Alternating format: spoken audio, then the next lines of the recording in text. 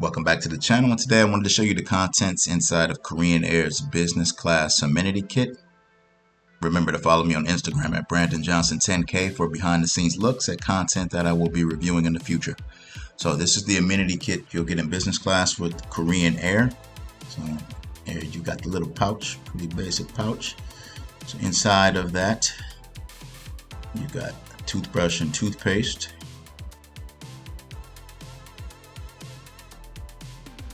Got a shoehorn. Haven't seen that in a while. There you've got a pocket comb slash brush. There you got an eye mask.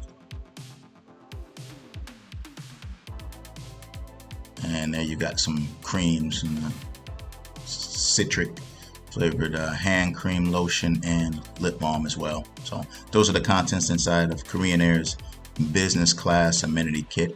As always, I do appreciate you watching. Please hit the like button, subscribe to the channel if you haven't already, and share this with a friend. Thank you.